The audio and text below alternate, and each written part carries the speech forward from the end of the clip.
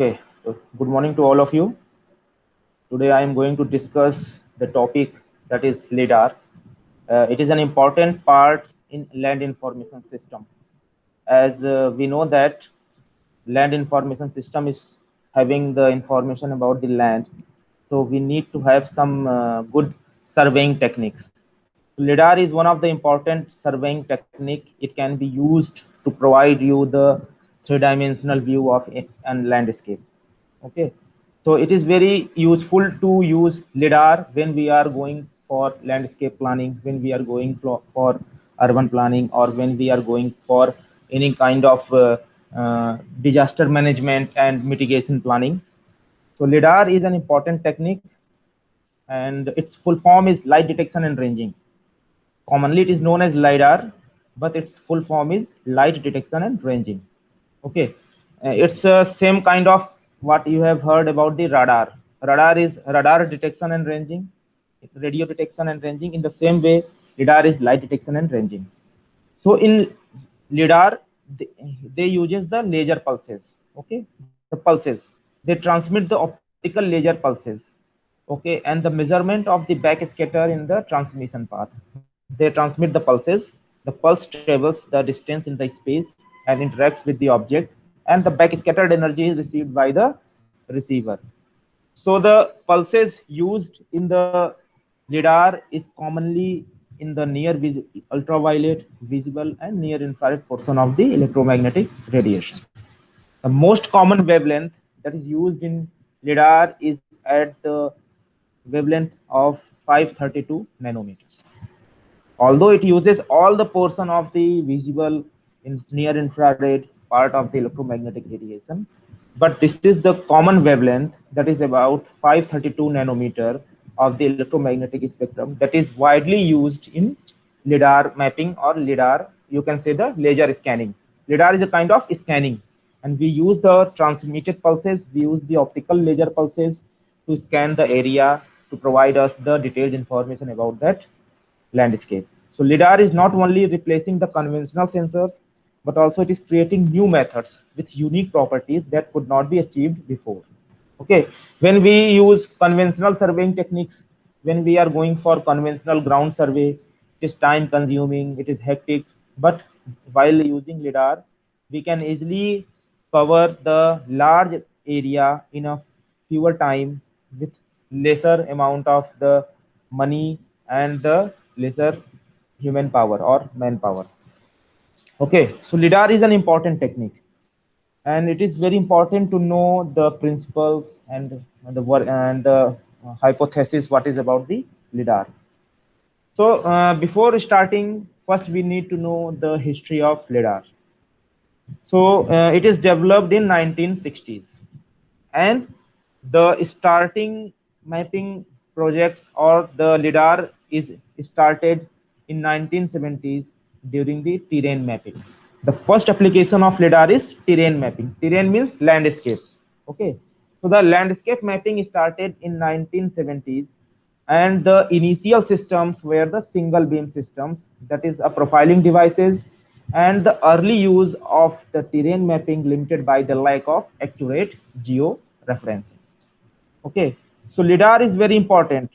LiDAR is very much important in case of accurate georeferencing, in case of accurate terrain mapping or high detailed terrain mapping.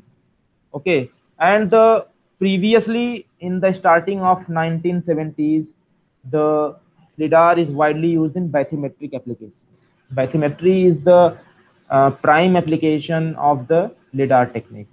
So, but after the development of global positioning system, like you call it as a GPS, and after that we have more improved accuracy about the positional information. Okay, before that, LiDAR is able to map the terrain, LiDAR is able to acquire the detailed information about the landscape, but before the development of GPS, it is not possible to have the exact accuracy or exact position on the landscape. So with the development of global positioning system and navigation satellite system, the LiDAR system is now providing improved accuracy of the positional information, improved accuracy of the georeferenced information, improved accuracy of the real-time position of any object on the Earth surface. Okay. So LiDAR is also having different kinds of platform, like what you have studied, that each sensor needs a certain platform that can be used to mount that sensor on that platform. Platform is a instrument. Platform is a like you can say it is a system that is used to mount the sensor. So in the same way, LiDAR is also having different kinds of platform. So for LiDAR, we use two kinds of platform. First one is aerial platform, and second one is satellite platform, or you can say it space-borne platform. So basically, LiDAR uses two kinds of platform: space-borne platforms, or you can call it as a satellite platform. Second one is airborne platform, or we call it as a aerial platform. Airborne and aerial both are same. Satellite and space-borne both are same. So when we are using aerial platforms or airborne platforms, it provides us the high details and locational information about the elevation data.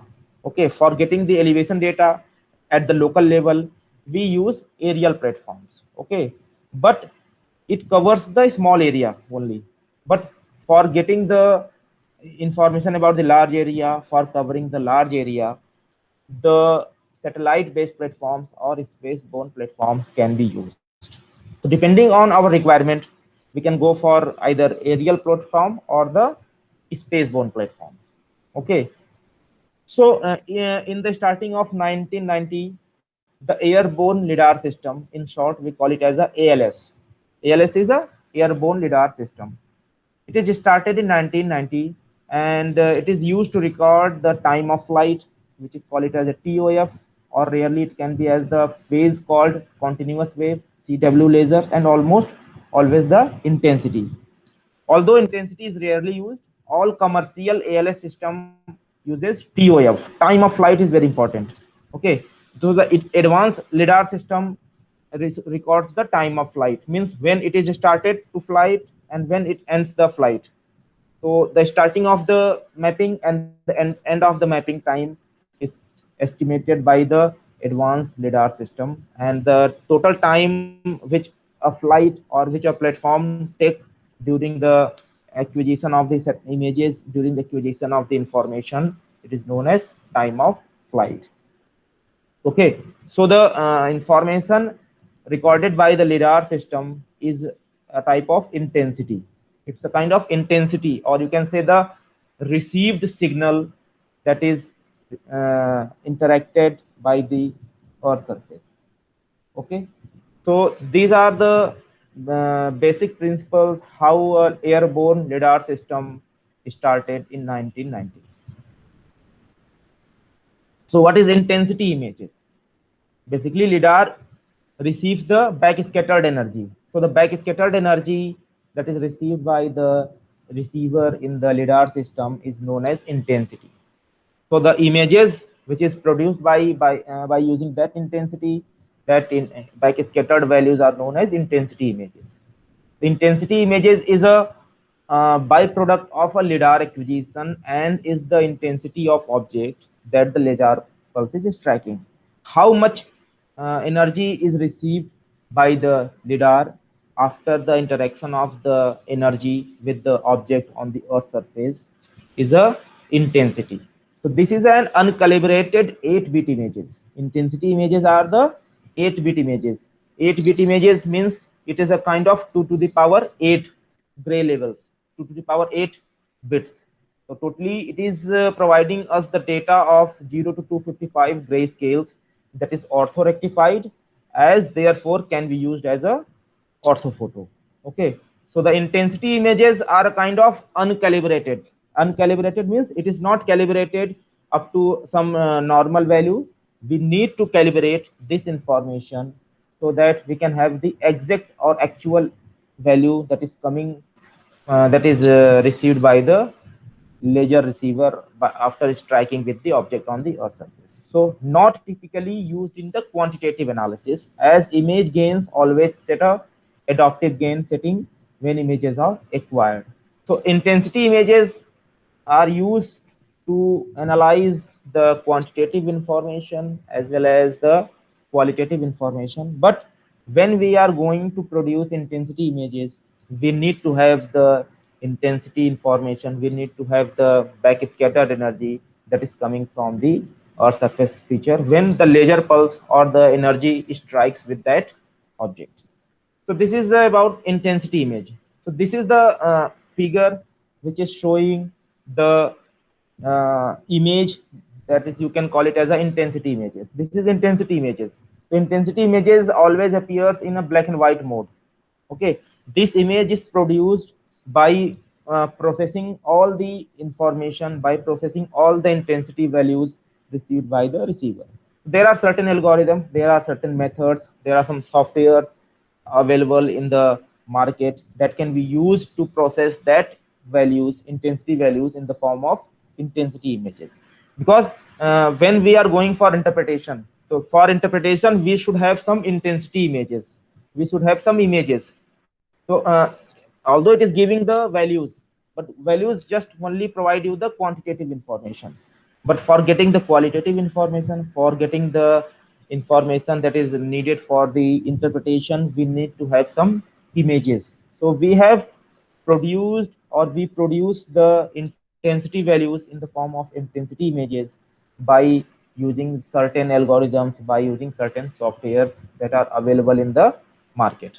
So this is the sample image of intensity images, which is produced by processing the intensity values received by the receiver. Okay, so LIDAR is light detection and ranging. So there are theoretical mechanism. There are some operational theory behind that LIDAR system. So when laser is pulsed, like laser is a kind of energy that is transmitted in the form of pulses. So LIDAR uses the laser pulses. LIDAR basically uses the laser pulses. Laser pulses are a kind of energy. It is a kind of light. Okay. So each time when the laser is pulsed, laser generates an optical pulse. It is an optical pulse because it uses the ultraviolet and near infrared portion of the electromagnetic spectrum. So it is known as optical pulses. So each time the laser is pulsed, laser generates an optical pulse, and pulse is the reflected off an object and return to the system receiver. We transmit the pulse, we transmit the light, or you can say we transmit the laser pulses that is reflected from the object after interaction with that object, and it is returned to the system receiver. Okay, first we transmit, then that pulse or that energy strikes with the object, strikes with any or surface feature, and the return energy which is received by the receiver can be a intensity value that can be used for creating the intensity images. So it is high speed laser pulses. The speed of laser pulses is very high. So there is a high speed counter which is inbuilt in the LiDAR. The high speed counter measures the time of flight from the start pulse to the return pulse. How much time a pulse take from starting point to the return to the striking point, it is known as you can say the time of flight. So the time measurement is converted to the distance. Okay, how much time a pulse took from starting to the end point, it is known as time measurement, that is converted to a distance. So the distance to the target and the position of the airplane is then used to determine the elevation and location. Okay, kitna time liya, how much time it took from laser system to reaching to the object, and the distance traveled by the pulse from the laser system to the object is the distance that is used to measure, that is used to determine the elevation and locational value. So there are multiple returns that can be measured for each pulse. Each pulse may have multiple returns. Okay, a same pulse may have multiple returns from different objects, because we know that landscape having different objects. It may have vegetation, it may have water bodies, it may have forest, it may have agricultural land, it may have urban area. So a pulse may have different, or you can say multiple returns at a time. So we need to see how much energy is returned back, how much energy received by the receiver in the lidar system. Depending on that, we can measure or we can identify the type of object in that on that landscape. So this is the operational theory. The operational theory in simple terms, we call it just how much time a pulse took from the starting point, that is from the laser system to reach to the object, and after striking with the object, it is returned back to the system receiver. So the time, the travel time or the distance between the laser system or the lidar system and the object is used as a operational theory for the working of lidar. Okay, so this is the figure showing how it works. Okay, so you can see here there is a transmitter. Transmitter transmits the pulses. Transmitter transmits the laser pulses. It travels the time in the space and reaches to the object, and it is interacted with the object. That is a kind of energy which is reflected back from that object, and it is returned back and received by the receiver. So transmitter and receiver both are on the same side, both transmitter and receiver on the same side on the lidar system. Okay, and it first transmitted the pulse. It travels in the space, strikes with the object, and the reflected back or back scattered that energy, and again it is received by the receiver which is in the lidar system. So this is the entire working principle of the lidar. It's simple. It is sending the transmitting, it is sending the pulses, it is transmitting the pulses. Pulse reaches to the object, strikes with that object.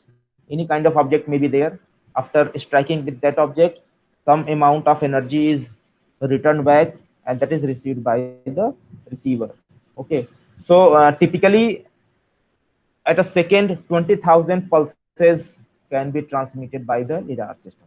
So you can say the amount of pulses in a second. It's a very high speed transmitted pulses. Okay, the lidar system transmitted very high speed pulses, and its speed is around 20,000 pulses per second. And everything that can be seen from the aircraft is measured. So during a second or in a second, it transmits 20,000 pulses, and there is a possibility to have the received signal, received pulses, that is around 20,000. So how much it is sending and how much it is receiving, it depends on the amount of the energy, or you can say the type of object. Some object reflect total energy, some object may absorb some part of the energy. Okay, depending on the properties of that object, depending on the mechanism, structure of that object, some energy may be totally reflected by the object, some energy may be absorbed by that object on the earth surface. So the amount of energy which is received by the receiver is used to produce the intensity images or intensity values. So this is the simple working principle of lidar. So how now it is very important to know how it is different from photogrammetry, because lidar and photogrammetry both are the methods that are widely used in surveying. Okay, lidar photogrammetry is also very much useful for surveying. Lidar is also very much useful for surveying. But what is the difference between photogrammetry and lidar? Both are surveying techniques. Both are mainly using the airborne platform. So the difference is like here, the in case of lidar, we can use lidar in day or night time. We can acquire the data in daytime, we can acquire the data in night time also. But for photogrammetry, we can collect the data only in the daytime. Okay, this is the first difference, how lidar is advanced than the photogrammetry. Okay, so if you want to collect the data in night time, so you cannot use photogrammetry, you need to use lidar. Lidar works in day and night, while photogrammetry uses only the sunlight and it can work in the daytime. Second important difference between lidar and photogrammetry is that lidar acquires the data that can be used to create 3D information, while the photogrammetry is complicated and sometimes unreliable procedures. Okay, for getting three-dimensional information from the photogrammetry, it is very tedious. It needs a lot of calculations. It needs a lot of geometrical applications, a lot of mathematical calculations to create the three-dimensional view from the aerial photographs received by the photogrammetry. While in case of lidar, it can directly produce the three-dimensional data after collecting the information from that object. Okay, so lidar doesn't need any kind of mathematical calculations. It doesn't require any complex geometrical calculations to create the three-dimensional view. While in case of photogrammetry, it is complicated to produce three-dimensional view because it needs a lot of calculations. It needs a lot of mathematical and geometrical calculations. Third one is vertical accuracy is greater than planimetric accuracy in the lidar, while in case of photogrammetry, planimetric accuracy is better than vertical. Okay. So photogrammetry, in case of photogrammetry, the vertical accuracy is not very much good, but it is very much good in the planimetric accuracy. Horizontal and vertical, all the data is captured in two directions, vertical or horizontal. So in case of photogrammetry, okay, in case of photogrammetry, horizontal accuracy is better than vertical accuracy, while in case of lidar, vertical accuracy is better than the planimetric accuracy. So both are having some advantages, disadvantages. When we are going for vertical accuracy, then we need to use lidar. When we are having the need of planimetric accuracy, then we can go for the photogrammetry. Okay, and fourth one is that the point cloud, that is difficult to derive semantic information. However, the intensity values, that is the backscattered energy, can be used to produce a visually rich image like the intensity images. Okay, in lidar, okay, in lidar we can use the intensity values to produce a image that is known as intensity images, while the photogrammetry is rich in semantic information only.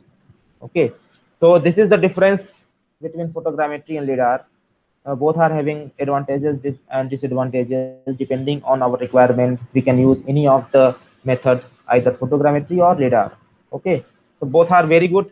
Both are having wide applications in land information system for getting the direct ground survey, for acquiring the data, for detailed mapping of a landscape. Okay, so now next, so lidar may be of different types. Lidar is a system, lidar is a technique, but lidar may have different types. So these are some common types of lidar: backscatter lidar, differential absorption lidar. In short, we call it as a dial, DIAL. Then third one is a Doppler lidar. Fourth one is fluorescence lidar, and fifth one is the Raman lidar. So these are some basic types of the lidar. Mostly we use backscatter lidar. Okay, so backscatter lidar is most commonly used type of lidar, and its function is almost exactly like the radar, but at different wavelength. It works in the same way that radar works, but radar uses microwave energy, and this backscatter lidar uses the ultraviolet and near infrared energy. But the working principle is same. Okay, so that's why most of the backscatter lidar is used in the mapping and surveying. So here this is the figure showing how we can have a laser beam. We can send the laser beam in the atmosphere.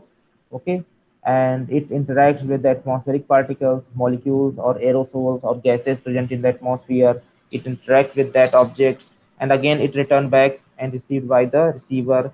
Then it will be processed by the computer to get the information. So this is a very simple diagram showing the use of lidar, showing the use of scanning, laser scanning for atmospheric studies. Okay, and it is important to know that backscatter lidar is wide application in the atmospheric studies. You can study the molecules, you can study the aerosol types, you can use the concentration of gases, you can use the different types of pollutants, different types of particles present in the atmosphere. So it transmits the laser pulses in the space, in the vertical direction, and it is a kind of beam which we send in the form of laser pulses, and the laser pulses goes in the space and interacts with the atmospheric particles, atmospheric gases, and again return back and received by the receiver. And that information is processed by some computer-based algorithms, by some softwares to get the information about the atmospheric molecules or atmospheric gases. This is the backscatter lidar. Now, second one is differential absorption lidar. In short, we call it as a DIAL, DIAL. Okay, it is also very important technique to study the molecular species, to study the concentration of molecules, to study the concentration of gases in the atmosphere. Okay, so if you want to study the atmosphere, if you want to study the concentration of different kinds of pollutants in the atmosphere, so in that case, we can use differential absorption lidar, DIAL. Okay, it transmits the pulses at two different frequencies. That's why it is known as differential absorption. In the backscatter lidar, we use single frequency wavelength. Okay, but in a differential absorption lidar, we use the pulses, we use the energy at two different frequencies and determined by the absorption line of the species you want to measure. So when we use or when we transmit the pulses at two different frequencies, and when the energy or when the pulse strikes with the atmospheric particles, atmospheric gases, okay, so depending on the amount of absorbed energy, we can easily calculate, we can easily identify the type of gas, type of atmospheric particles in the atmosphere. Okay, it is based on the absorption, how much energy is absorbed by the atmospheric gases, atmospheric particles. On that basis, we can come to know that what kind of molecules, what kind of gases present in the atmosphere. Okay, so it just uses the reverse mechanism. Reverse mechanism means in backscatter lidar, we use the transmitted pulses, we use the backscattered energy, but here in differential absorption, we use the transmitted pulses, but we use the absorbed energy. How much energy is absorbed? Okay, backscatter lidar works in the backscattered energy. How much energy is reflected? While in a differential absorption lidar, we see how much energy is absorbed by the atmospheric particles, atmospheric gases, or you can say the pollutants present in the atmosphere. So depending on the absorption, depending on the amount of energy absorbed by different kinds of atmospheric particles, gases in the atmosphere, we come to know that what kind of particles are present in the atmosphere. So this is the differential absorption lidar. It is slightly different with the backscatter lidar, only in the term that in backscatter we use the backscattered energy, means how much energy is reflected back, and where in case of differential absorption lidar, we use the absorbed energy, how much energy is absorbed by the particles or gases in the atmosphere. Third type is Doppler lidar.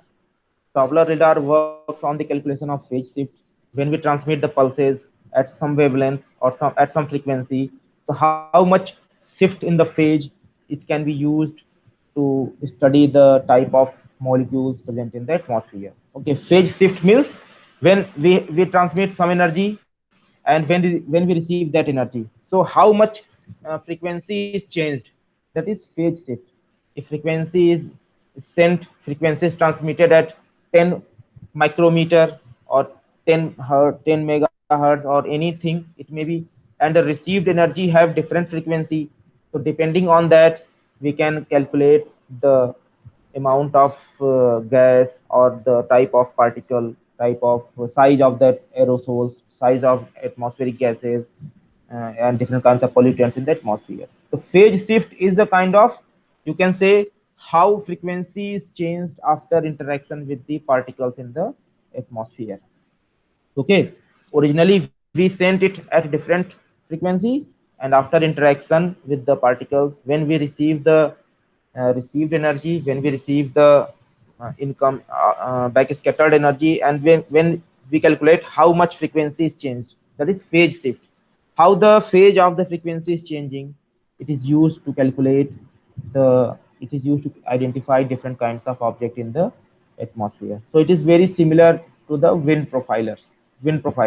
Okay, Doppler shift to the wind is used to measure the wind speed. It is also used to measure the wind speed. Okay, depending on the calculation of the phase shift, we can use it for measuring the wind speed. And that is very much useful in atmospheric studies in case of weather studies, or in case of say cyclone, yeah, other things are there. So we can measure the speed of the cyclones and other kind of hurricanes, typhoons, with in weather applications. Okay, so this is the Doppler radar. It works in the Doppler shift. Doppler shift is a kind of phase shift, that is the change in the frequency, change in the phase of the frequency when it is transmitted and when it is received by the receiver. And last one is fluorescence lidar. Fluorescence lidar is used to measure the type of object. It is used to measure the type of gases by fluorescence. Fluorescence is a method that is used to illuminate the atmospheric molecules or atmospheric particles. Okay, fluorescence is based on fluorescence capabilities. Fluorescence is a property of any object. When we uh, expose that particle to some frequency or to any light source, how much energy is absorbed by that particle and how much energy is emitted by that object. That is fluorescence. Okay, the fluorescence is used to identify different kinds of species, different kinds of atmospheric gases, different kinds of atmospheric particles in the atmosphere. Okay, it is based on the fluorescence, but it is very costly, and that's why it is not very much used in the surveying. Okay, because the fluorescence lidar is very costly, and its application is not much good in comparison to the backscatter lidar or differential lidar. Okay, so it is very less wide used lidar technique. And Raman lidar works on the principle of Raman scattering. Okay, Raman scattering is a technique. Raman scattering is the principle which is based on the scattering of the light. When light interacts with the particles, when light interacts with the particle, how much scattering may be there, what is the mechanism of that scattering, what is the type of that scattering. It is known as Raman scattering. So scattering आपको पता ही है, there are three types of scattering: relay scattering, Mie scattering, non-selective scattering. So the Raman lidar works on the scattering mechanism. How much energy is scattered when the transmitted pulse or when the energy interacts with the particles or gases in the atmosphere. Okay. So it produces the scattered photon which differ in the frequency from the radiation source which causes it. Okay. Scattered photon. Photon means light. Okay. So how much energy is scattered, and if energy is scattered, definitely there will be change in the frequency from the original source. So Raman lidar works on that principle. It measures the difference in the frequency after the scattering of that light from that object. Okay, so the difference is related to the vibrational and rotational properties of the molecule. And one important thing is that each and every object is made of molecules. Okay, and there is a continuous vibrational and rotational movement in the molecules in any object.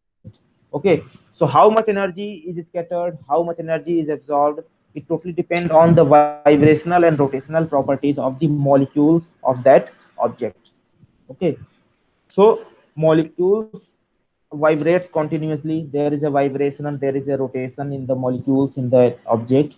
So depending on the vibrational and rotational speed, depending on the vibrational or rotational properties of that molecule in the object, we may have different kinds of scattering. We may have different amount of scattering. So Raman lidar measures that amount, that change in the scattering depending on the vibrational and rotational properties of the molecules. So Raman lidar can also be used to detect the minerals on the landscape. Okay, So just suppose if you are surveying over a geological site and you want to measure different kinds of minerals. So each mineral may have different kinds of molecules. There may be different vibrational and rotational properties of different molecules of different objects. So Raman lidar uses the change in the scattering depending on the vibrational and rotational properties. So we can identify a specific amount of mineral present over the landscape. Okay, it may be any mineral, it may be any kind of species, it may be any kind of object on the earth surface. Okay, so this is the Raman lidar. Raman lidar is very widely used, very much useful when we are going to study different kinds of species, different kinds of minerals on the landscape. Okay, so these are some types of lidar that are used in surveying. These are used in different kinds of atmospheric studies. Okay, so lidar is a basically is a kind of surveying method. It is a kind of surveying technique, and it is very much useful when we want to study atmosphere, when we want to study the landscape types, in case of disaster management, in case of urban planning, in case of like we are in the subject that is land information system. So land information system requires the detailed information about the landscape objects. So LiDAR can provide you the detailed information about the landscape, and that information can also be used to produce the three-dimensional view of a city, three-dimensional view of a building, three-dimensional view of any urban area by using the LiDAR technique. So this is all about the LiDAR, and if you have any question, then you can ask.